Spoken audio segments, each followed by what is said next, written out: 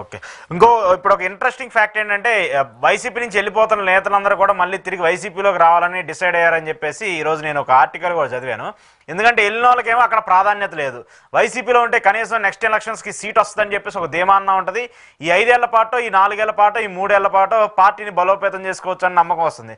So ఇప్పుడు వెళ్ళిన వాళ్ళందరినీ కూడా మళ్ళీ ఉంచలేక, పంపించలేక కష్టపడుతుందని చెప్పేసి కూటమి సభ్యులే మాట్లాడుకున్నట్టు కూడా అర్థమవుతుంది. ఏం చెప్తారు దీనికి సంబంధించి? తెలుగుదేశం పార్టీ ఎవరిని పంపందు. ఇంకో మొత్తం జగన్మోహన్ రెడ్డి గారితో సహా షర్మిలా గారితో సహా పార్టీలకు వచ్చినా చేస్తున్నారు. మీద కండువ వేసేయడమే. పాయింట్ ఏంటంటే అంత ఓపిక కూడా తెలుగుదేశానికి ఎవరైనా భరించగలదు. పాయింట్ ఏంటంటే పోయిన వాళ్ళ సమస్య. ఇప్పుడు పోయిన వాళ్ళకి ఎట్లే పదవులు వస్తాయండి. 5 ఏళ్లుగా మంచో చెడ్డో ఈ ప్రభుత్వానికి వ్యతిరేకంగా పోరాడిన వాళ్ళు, తెలుగుదేశం జెండాలు మోసిన వాళ్ళు, పైపు తెలుగుదేశం పార్టీ ఎక్కువ లీడర్షిప్ ఉన్న పార్టీ. జగన్మోహన్ రెడ్డి గారు సామంత రాజులు ఉన్న పార్టీ. అంటే జగన్ గారు ఒక రాజు, సామంత రాజులు. సామంత అంటే వారు తప్ప ఎవరు ఒప్పుకోరు. సగం నియోజకవర్గాలు వాళ్ళు తప్ప ఇంకూరు లీడర్ గారు ఉంటారు.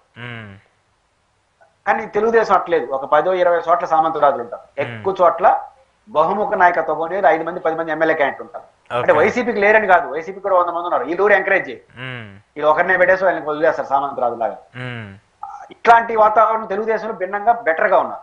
కాబట్టి బహుముఖ నాయకత్వం ఉన్న తెలుగుదేశం పార్టీ వాళ్ళకి దురదృష్టమో అదృష్టమో జనసేనతో బీజేపీతో పొత్తు పెట్టుకోవాల్సి వచ్చా. వాళ్ళకి సగం వీళ్ళే ఎక్కువ అయిపోయినారు తెలుగుదేశం వాళ్ళు. దానితో ఇంకో 2 పార్టీలు చేరినాయి. వాళ్ళని అడ్జస్ట్ చేయాలి. వీళ్ళు చేస్తామంటే మధ్యలో వీళ్ళు పోతే ఏం చేయాలి వాళ్ళు?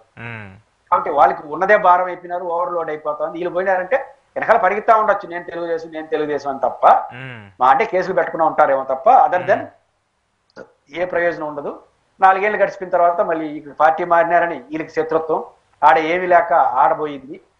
కాబట్టి గోడ దెబ్బ చెంప దెబ్బ ఎందుకని ఆలోచించవచ్చు. తెలుగుదేశం పార్టీ ఆడికి పోయిన వాళ్ళకి తెలుగుదేశం తప్పు చేసిందని కాదు, వీళ్ళు అనుకున్న న్యాయం జరగదు అక్కడ.